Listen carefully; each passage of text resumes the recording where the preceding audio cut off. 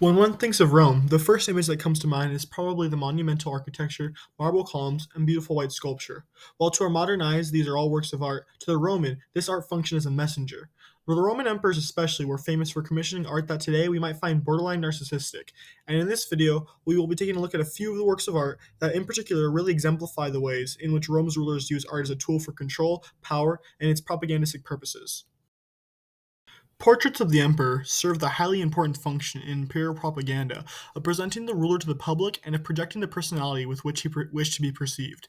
In the Lateran Palace of southern Rome until the 8th century sat the equestrian sculpture of Marcus Aurelius. It was placed in the Piazza del Campanile in 1538 by Michelangelo and is one of the 22 equestrian statues that were once scattered throughout the city of Rome. Made from gilded bronze in the 170s, using the lost wax technique, this monumental sculpture stands at 4.24 meters or 13.91 feet tall.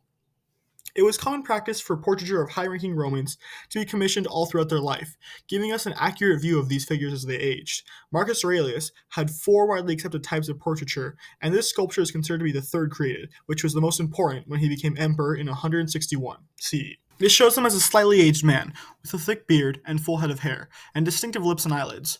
While we don't know exactly why this sculpture was commissioned, what we do know is that it was meant to mark an important achievement of the emperor.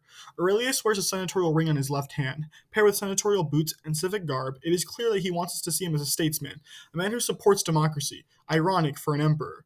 His right hand is extended outward, with his palm facing the ground, a gesture of clemency to a fallen or vanquished enemy, and it is believed that there was perhaps once a depiction of a barbarian, or a non-Latin speaking person to the Romans, at his feet.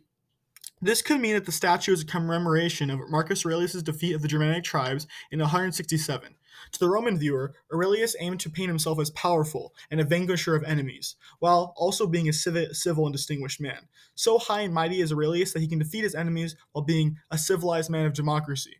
Traveling back to the first emperor of the Roman Empire, Caesar Augustus, we see a man who truly utilized the propagandistic function of art to its fullest extent.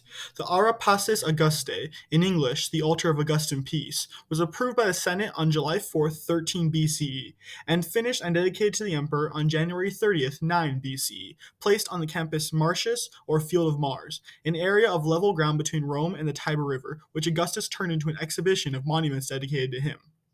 The altar is built to celebrate the Pax Romana, the era of peace and stability which Rome enjoyed after Augustus's conquests in Spain and Gaul, and his defeat of Mark Antony, which we will discuss more later. Its design is evocative of the Temple of Janus, the god of doorways, with two entrances on either side of the altar's borders. In the center, the marble was carved to resemble a traditional wooden sacrificial altar. The ritual blood sacrifice of animals was an extremely important part of Roman life and state religion, which makes the Augustus' decision to have an altar of peace created very strategic. Much like Christianity in the kingdoms of the Middle Ages, the Roman state religion was wielded as a tool to promote social cohesion and state authority by the Roman elite. This altar was meant to be used for annual sacrifice and ritual, but its carved images, as well as its location and name, all serve to remind participants of who they must thank for it all. On each exterior wall of the altar are relief carvings of figures dressed in ceremonial garb. Augustus himself and Marcus Agrippa, his second in command, are the only figures who are not stylized and can thus be identified definitively by modern scholars. There are four panels on the short sides of the altar which depict mythological scenes, notably depicting possibly Romulus or the second king of Rome, who was known for his peaceful rule, and who Augustus is attempting to draw a comparison to. Another panel depicts a woman, probably a goddess of fertility, representing this new fertility that Augustus has brought to Rome. The main panel shows Augustus, the royal family, senators, and statesmen, all dressed in ceremonial garb as well. In this altar, Augustus shows his subjects the fruits of his conquests, the peace which he has wrought, and the prosperity which they all have him to thank for. It was uncommon for Romans to celebrate peace, and by doing so, Augustus distinguishes himself and alludes to his absolute power, not just as a military leader, but also as a political one. We would, however, be amiss if not to mention the pinnacle of Augustan propaganda, a single sculpture that checks all the boxes of power, Augustus of Prima Porta. This marble sculpture measures 2.08 meters, or 6 feet and 10 inches tall, and was created in 20 BCE, named for the location it was found, Prima Porta, in Italy, in 1863. Much like the Arapacis, this sculpture is meant to commemorate Augustan peace in the Pax Romana. After Julius Caesar was killed in 44 BCE, the main conspirators of his assassination, Cassius and Brutus, labeled themselves as liberators and minted coins with the phrase libertas. This liberty, however, was limited mostly to the aristocrats, and Rome fell into factions fairly quickly. A period of civil wars ensued, and the Parthians invaded Syria and Judea by 40 BCE. In 49 BCE, Cassius and Brutus were defeated and took their own lives, and civil wars continued and followed until Augustus defeated Mark Antony at the Battle of Actium in 31 BCE. By this time, Augustus had expanded the Roman army by over 60 legions, and with his massive army, he was finally brought Rome under his control, ushering in the Pax Romana. Going back to the Augustus of Prima Porta, this idealized form of the emperor stands tall and triumphant, with a perfect youthful body and face, despite the fact that he was middle-aged by the time this was created. His contrapposto pose almost exactly mirrors the famous spear-bearer, or Doryphoros, created by Greek sculptor Polykleitos at the height of Athenian power. By doing so, Augustus calls back to the past golden age and proclaims this new one that has come to Rome. He is clothed in military regalia, and his left arm is outstretched, indicating that he is in the middle of addressing his troops.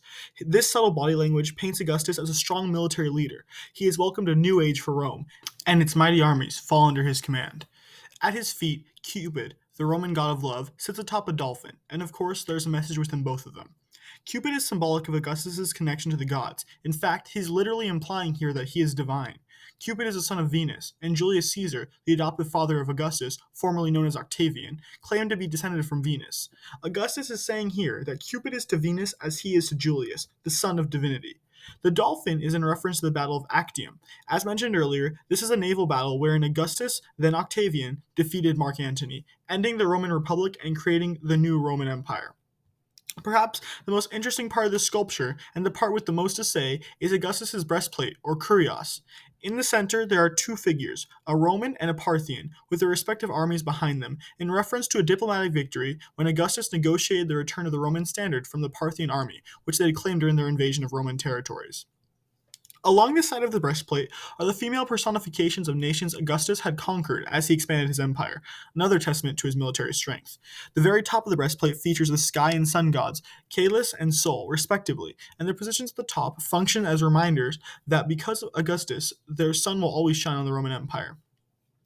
Toward the bottom are the gods Apollo and Diana, members of the original Roman pantheon, which serve to assure the Romans that Augustus is a man of religion who supports tradition. Augustus in this sculpture and the Arapacis frequently makes sure to remind Romans that he is a man of peace and of traditional Roman values, and that he is a supporter of democracy. In fact, Augustus did not call himself an emperor at all. Instead, he was princeps, the first citizen or the first senator, the foremost servant of the state. While he allowed the Senate to exist during his reign, as many other emperors did, this was mostly a tool to obtain the legitimacy and support of the Roman people, and this practice continued throughout the lifespan of the Roman Empire. Going back to the breastplate, at the bottom we see the goddess Tellus, goddess of earth, surrounded by two babies and a horn of plenty, displaying the fruits of Augustus's labor. The message here is clear. Augustus is divine, a gift from the gods. He is powerful militarily but also politically, and he is a keeper of Roman values and tradition. Augustus wants his people to know that they would do well to support him. He is their savior, bringer of peace, vanquisher of enemies, and his enemies do not last very long. Under Augustus, the Romans would enjoy peace and prosperity and political stability the entirety of his reign. This sculpture is truly the magnum opus of propaganda. And while we still see art used this way today, very few do so as effectively as Augustus did that many years ago.